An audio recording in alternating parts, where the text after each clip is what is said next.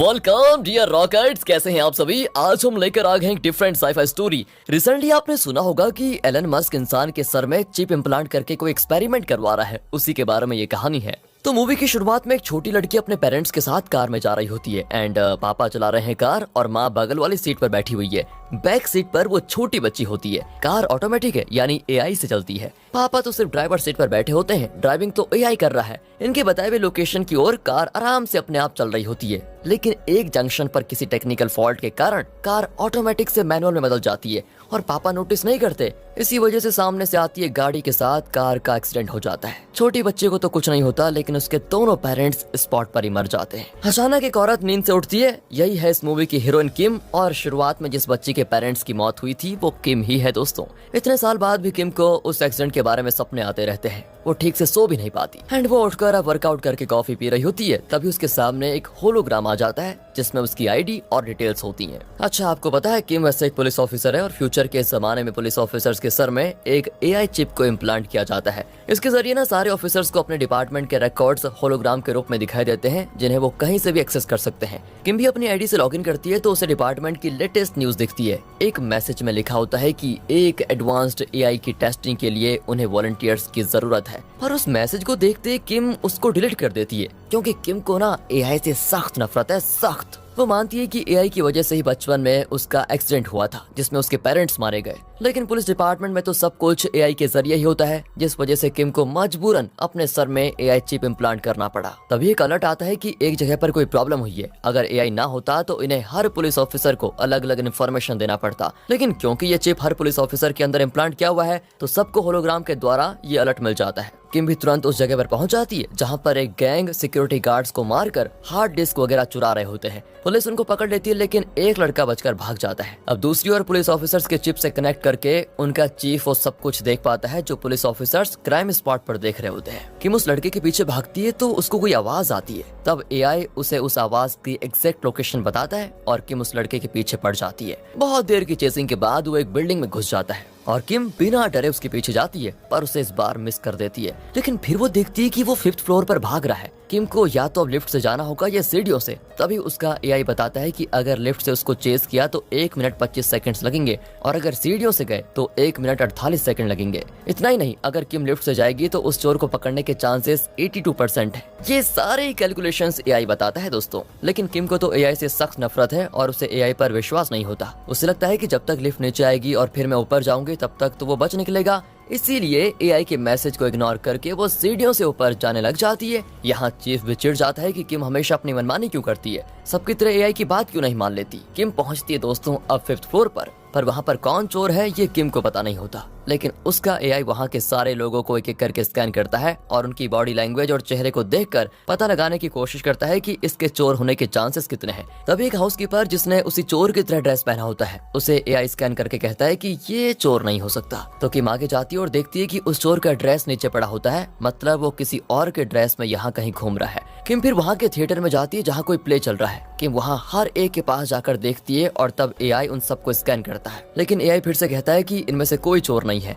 अब तंग आकर किम एआई को इग्नोर करके खुद पूछताछ करने का फैसला करती है। वहाँ पर ना एक लड़का काम कर रहा होता है। किम उससे पूछती है कि एक बात बताओ, यहाँ पर एक चोर भाग कर आया था क्या तुमने उसको देखा? लेकिन तभी एआई उसको स्कैन करता है और कहता है इसके चोर होने के 97% चांसेस हैं, तुरंत अपनी गन निकालो। लेकिन किम गन नहीं निकालती क्योंकि उसे इस लड़के पर जरा भी शक नहीं होता। किम सोचती है कि एआई गलत भी तो हो सकता है और एक अच्छे लड़के को चोर बता रहा है ये। अचानक वो लड़का किम को शॉक लगाकर वहाँ से भाग जाता है। मतलब एआई सही था दोस्तों, वो लड़का ही चोर था। डिपार्टमेंट में किम का चीफ उसको काफी सुनाता है कि तुमने एआई की बात क्यों नहीं मानी, उसके अकॉर्डिंग काम क्यों नहीं किया तुमने। एक तो चोर भाग गया, ऊपर से तुम्हें घायल करके चला गया। देखो, किम अपने पक्ष में कहती है कि सर एआई गलत भी तो हो सकता है, हमें उसकी सारी बात नहीं माननी चाहिए। चीफ उसे फिर से कहता है कि देखो, जिनसे तुम्हारे पापा की मौत हुई वो सारे पुराने जमाने के एआई मॉडल्स थे। ये 3rd जनरेशन के एआई हैं जो कभी गलत नहीं होते। देखो, अगर तुम्हें अपनी नौकरी बरकरार रखनी है तो तुम हमारे नए एआई टेस्टिंग प्रोजेक्ट की सब्जेक्ट बन जाओ। तुम्हें बस उस नए एआई से कनेक्ट होकर एक केस को सॉल्व करना है। अगर तुम वो प्रोजेक्ट नहीं करना चाहती तो तुम्हें अपनी पुलिस की नौकरी से हाथ धोना पड़ जाएगा। एंड अब किम जो नॉर्मल एआई से सख्त नफरत करती थी वो एडवांस एआई के लिए थोड़ी मानने वाली थी। वो चीफ के साथ बहुत बहस करती है, लेकिन आखिरकार उसको मानना ही पड़ता है। और अब चीफ और उसका असिस्टेंट किम को उस नए एआई से कनेक्ट करते हैं, यानी किम के सर में जो चिप लगा हुआ है उसके साथ एडवांस्ड एआई को कनेक्ट कर देते हैं। अचानक किम को किसी की आवाज सुनाई देती है कि हेलो, आप ठीक तो है ना। किम घबराकर कहती कि सर, मुझसे कोई बात कर रहा है। चीफ भी कहता है कि वो कोई और नहीं, नया एआई है जो तुम्हारी चिप से कनेक्ट हो चुका है। तब किम को एक ब्लू रिंग दिखती है जो फिर से किम से पूछता है कि बोलिए किम, आप ठीक तो है ना। किम उसकी ओर इशारा करके कहती है कि सर वो क्या है। चीफ कहता है कि वो जो भी है सिर्फ तुम्हें दिखेगा, क्योंकि सिर्फ तुम ही उसके साथ कनेक्टेड हो, बाकी लोगों को कुछ नहीं दिखेगा। किम तो दोस्तों और ज्यादा गुस्सा हो जाती है कि मैं पहले से एआई से नफरत करती थी और अब लोगों ने मेरे अंदर एडवांस्ड एआई डाल दिया है, मुझे नहीं चाहिए एआई। वो कहती है कि इसको डिस्कनेक्ट कर दीजिए प्लीज, और मेरे सर से चिप भी निकाल दीजिए, नहीं चाहिए पुलिस की नौकरी मुझे। चीफ भी कहता है कि देखो, ओवर रिएक्ट मत करो, तुम्हें जिंदगी भर इस एआई के साथ घर नहीं चलाना है, समझी। सिर्फ एक केस को सॉल्व करना है, फिर खुद निकाल देना इस चिप को तुम। और ये सुनकर किम भी मान जाती है और उस एआई के साथ कार में जा रही होती है। अब एआई कहता है कि देखिए, अगर मुझे एक रिंग के रूप में देखना आपको अच्छा नहीं लगता तो मैं इंसान का रूप ले सकता हूँ। कहकर दोस्तों वो एक आदमी का रूप ले लेता है। असल में ये एआई कोई सॉलिड रूप नहीं, सिर्फ एक होलोग्राम है जो सिर्फ किम को दिखेगा। एआई कहता है कि आप इजाजत दे तो मैं कार चला सकता हूँ। इस पर किम चिढ़ जाती है कि आइंदा कभी कार चलाने की बात तो मत ही करना मेरे सामने। एंड यहाँ से वो सीधे पहुँचते हैं क्राइम सीन पर, जहाँ पर एक कत्ल होता है। एआई भी उसके पीछे जाता है। वहाँ फॉरेंसिक डिपार्टमेंट की एक स्टाफ होती है जो किम को लाश के पास लेकर जाती है। किम एआई को भी बुलाती है तो वो तो चौंक जाती है कि आप किसे बुला रही हैं। तब किम रियलाइज करती है कि दूसरों को एआई नहीं दिखेगा। वो चुपचाप लाश को देखती है, फिर उसका अच्छे से स्कैन करती है और किम की आंखों के सामने एक होलोग्राम में विक्टिम की सारी डिटेल्स आ जाती है। यही नहीं, उसकी हड्डियां भी स्कैन होती हैं, जिससे पता चल जाता है कि कितनी हड्डियां टूटी हैं। किम को तो लगता है कि ये कोई कार एक्सीडेंट है,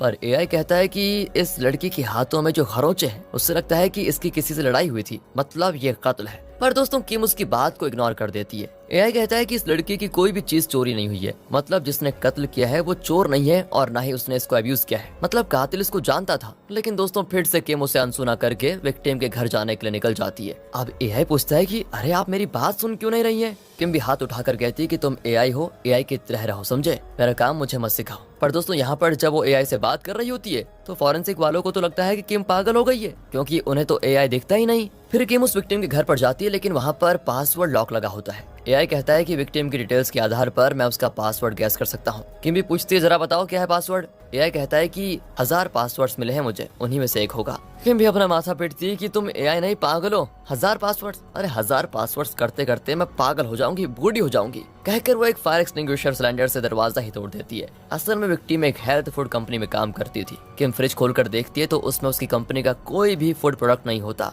और इससे पता चलता है कि विक्टिम को अपनी कंपनी के प्रोडक्ट से सख्त नफरत थी। फिर वहाँ पर कुछ दवाइयाँ होती है जिनको देखकर एआई कहता है कि विक्टिम की बॉडी में कोई ऑर्गन ट्रांसप्लांट किया गया है, ये उसी की दवाइयाँ हैं। लेकिन किम को वहाँ पर ऐसा कोई रिकॉर्ड नहीं मिलता जिससे ये साबित हो जाए कि उसका ऑर्गन ट्रांसप्लांट हुआ है। अब रात को किम क्राइम सीन पर जाती है। एआई पूछता है कि हम वहाँ पर जा क्यों रहे हैं। किम कहती है मुझे जानना है कि मरने से पहले विक्टिम क्या सोच रही थी, उसके साथ हुआ क्या था। पर क्राइम सीन के पास 5 स्कूल स्टूडेंट्स मेडिकल से कुछ दवाइयाँ खरीदकर उन्हें आई ड्रॉप्स में मिक्स कर रहे थे और इस तरह वो नशीला पदार्थ बना रहे थे। वो अपने ग्रुप के एक लड़के की आंखों में नशे वाली ड्रॉप्स डालते हैं। इस लड़के की आंखों में एक स्मार्ट लेंस है जिसमें 24 घंटे वो सब कुछ रिकॉर्ड होता है जो ये देखता है। ड्रॉप्स को डालते उसको बहुत ज्यादा नशा चढ़ जाता है। अब ये देखकर बाकी लोग भी अपनी आंखों में ड्रॉप्स डालने लग जाते हैं, तो किम को देखते ही वो चुपचाप खड़े हो जाते हैं। किम की समझ में नहीं आता कि ये बच्चे मेडिसिन को लेकर कर क्या रहे हैं। तब एआई बताता है कि अरे ये लोग नशीला पदार्थ बनाकर उसे आई ड्रॉप्स में मिक्स करके आंखों में डाल रहे हैं। किम उन्हें समझाती है कि देखो अभी तो मजा आ रहा होगा तुम लोगों को, लेकिन इस नशीले पदार्थ से तुम फ्यूचर में अंधे हो जाओगे। पर वो किम पर हंसते हैं दोस्तों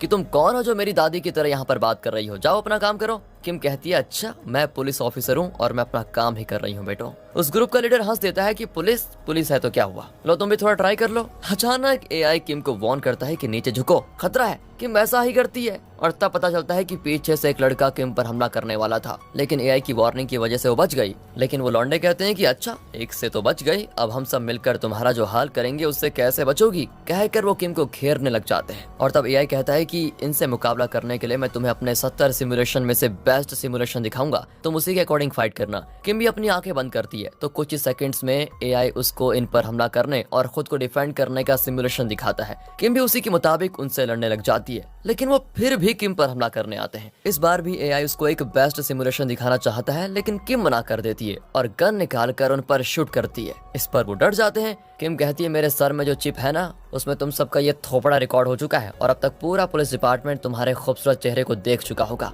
अगर मेरी बात नहीं मानी तो किसी भी वक्त तुम सब अरेस्ट हो सकते हो। ये सुनकर तो वो सारे डर कर कहते हैं कि सॉरी पुलिस दीदी, हमें जेल नहीं जाना, हम तो बस टाइम पास के लिए यहाँ पर रोज इस तरह की पार्टी करते हैं। तो किम पूछती है अब अगर तुम लोग रोज आते हो तो क्या तुमने यहाँ पर जो कत्ल हुआ है उसको देखा था? वो भी कहते हैं कि कत्ल तो नहीं देखा पुलिस दीदी, लेकिन लोग लड़ रहे थे यहाँ पर, हम सब नशे में थे, लेकिन इस लड़के की आंखों में स्मार्ट लेंस है जिसमें सब कुछ रिकॉर्ड हुआ होगा। और दोस्तों अब किम उसके स्मार्ट लेंस से वीडियो क्लिपिंग निकाल कर अपने चीफ को दिखाती है। उसमें पता चलता है कि विक्टिम एक आदमी से खूब लड़ रही थी, लेकिन वो आदमी एकदम आयरन मैन की तरह बहुत स्ट्रांग खड़ा था। विक्टिम उसको बहुत मारती तो है, लेकिन लगता है उस आदमी पर कोई असर ही नहीं पड़ रहा। किम कहती है कि सर ये आदमी इंसान नहीं कोई रोबोट है, मुझे तो उस हेल्थ फूड कंपनी पर शक है जहां विक्टिम काम करती थी। चीफ कहता है कि विक्टिम उस कंपनी की एक मामूली स्टाफ थी, उसे मारने के लिए कोई इस खतरनाक रोबोट को क्यों बनाएगा या फिर क्यों भेजेगा। अब किम कहती है कि अगर वो मामूली स्टाफ होती तो कंपनी ने उसे इतनी मोटी रकम क्यों दी। कहकर वो चीफ को एक रिपोर्ट दिखाती है जिसमें कंपनी ने मरी हुई उस स्टाफ को एक बहुत बड़ा अमाउंट ट्रांसफर किया था, लेकिन ऑटोप्सी रिपोर्ट में लिखा था कि विक्टिम की बॉडी एकदम नॉर्मल कंडीशन में थी, उसके शरीर में ना कोई चिप था और ना ही कोई रोबोटिक बॉडी पार्ट्स। फिर वो इस तरह उस आदमी से कैसे लड़ पाई?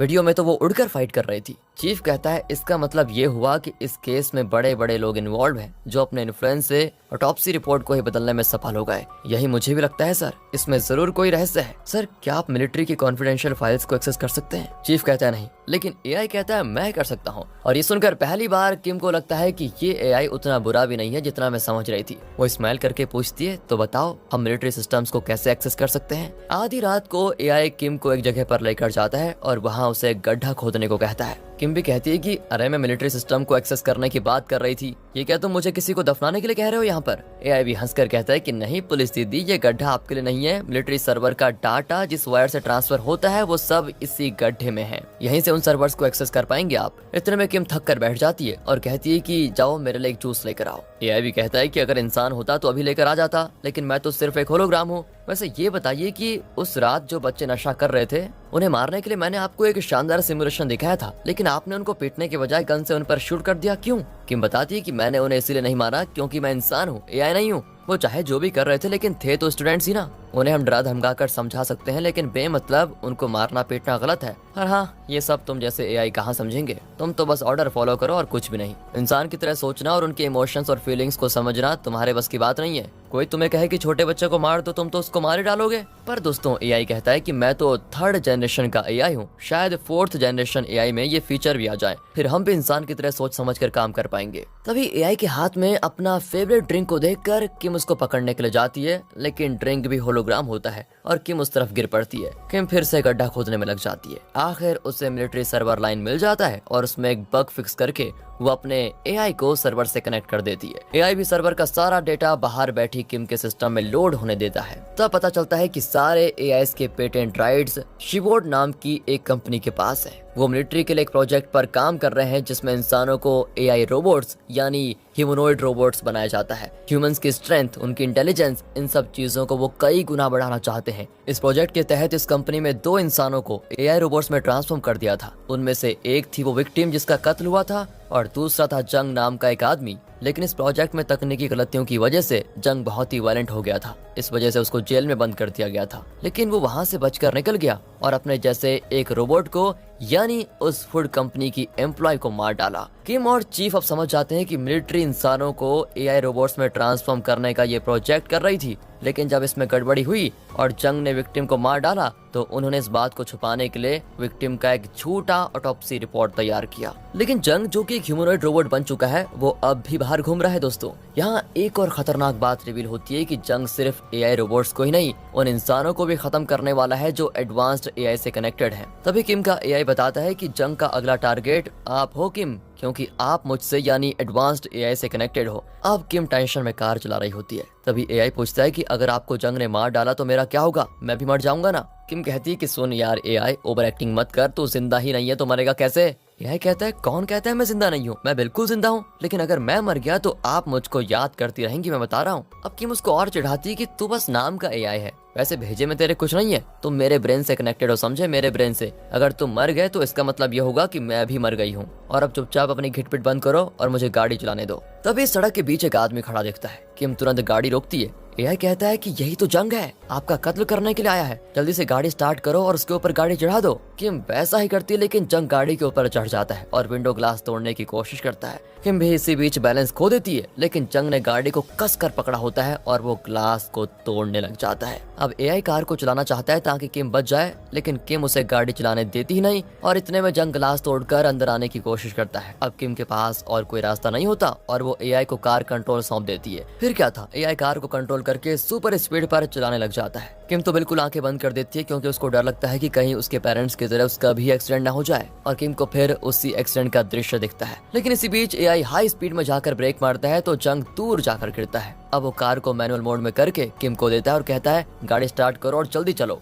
उसके ऊपर चढ़ा दो, उसकी कहानी खत्म हो जाएगी। लेकिन किम ऐसा नहीं करना चाहती। एआई कहता है कि फिर एक काम करो, अपने एआई चिप की क्लोनिंग करके जंग के दिमाग से कनेक्ट कर दो, फिर वो अच्छा ह्यूमनॉइड रोबोट बन जाएगा। किम फिर पास के क्लोनिंग गोडाउन में जाकर अपने एआई को क्लोन करती है, लेकिन इसी बीच जंग उठकर वहां पर आ जाता है। किम बिल्कुल छुप जाती है। एआई कहता है कि मैं उससे लड़ने का सिमुलेशन दिखाता हूँ, वैसे ही तुम फाइट करना, कहकर वो सिमुलेशन दिखाता है, लेकिन उसमें जंग को मारने के बजाय एआई जंग से मार खाने लग जाता है। इसका मतलब तो ये हुआ कि जंग से कोई लड़ नहीं सकता। किम तो जान बचाकर वहां से भागने लग जाती है। अब यहाँ पर जो क्लोनिंग हो रही है उसको पूरा होने में वक्त लगेगा, इसलिए तब तक किम जंग से लड़ने लग जाती है, लेकिन किम की एक भी मार उसको पड़ती नहीं, पर बदले में वो किम को हवा में उड़ाकर मारने लग जाता है। इतने में जो एआई क्लोनिंग हो रही थी वो पूरी हो जाती है और किम उसको करती है एक्टिवेट। लेकिन अब इस नए और अच्छे एआई को जंग के अंदर ट्रांसफर करने के लिए जंग के बुरे एआई को मिटाना होगा। किम का एआई कहता है कि मैं उसके एआई से लड़ूंगा और उसे मिटा दूंगा, कहकर वो जंग के चिप से कनेक्ट होता है। अब किम का एआई और जंग का एआई एक दूसरे से लड़ने लग जाते हैं। असल में ये सब कुछ एक चिप के अंदर हो रहा है दोस्तों,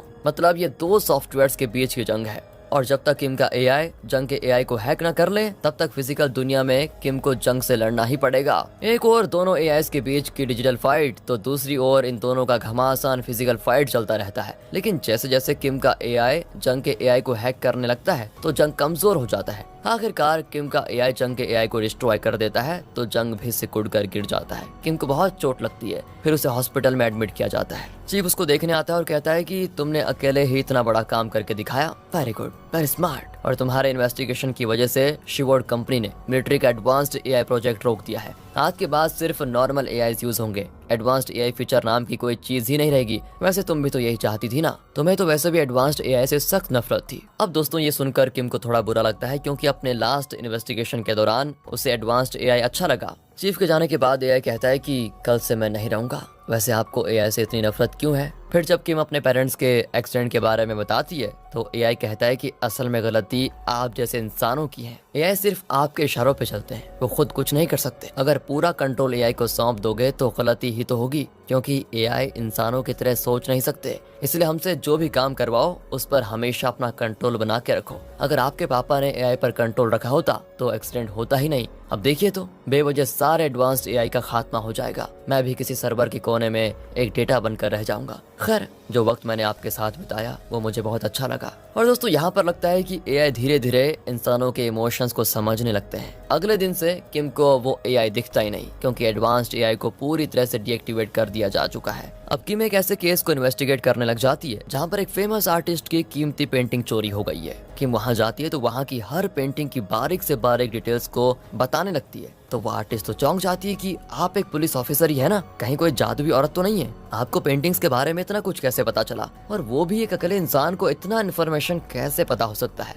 किम भी स्माइल करते हुए कहती है कि किसने कहा मैं अकेली हूँ? कहकर वो मुड़ती है तो वहाँ पर उसका होता है एआई। असल में सारे एआई चिप्स को डिसेबल कर दिया गया था, लेकिन किम अपने एआई से अलग नहीं होना चाहती थी, इसलिए उसने सर्वर रूम से अपने एडवांस्ड एआई की कॉपी अपने चिप में इंस्टॉल कर दी। और अब दुनिया में ये इकलौती ऐसी पुलिस ऑफिसर है जिसके पास अपना एडवांस्ड एआई है। किम और उसका एआई मिलकर कई केसेस को सॉल्व करने जा रहे हैं दोस्तों, और इसी पॉइंट के साथ ये मूवी यहाँ पर खत्म होती है। वेल, तो कैसी लगी एआई की ये फ्यूचरिस्टिक दुनिया है? एक्सप्लेनेशन कैसा लगा कमेंट करके बता दीजिए। मिलते हैं अगली वीडियो में, ध्यान रखेगा अपना क्योंकि बहुत जरूरी है ध्यान। मिलते हैं अगली वीडियो में, थैंक्स फॉर वॉचिंग।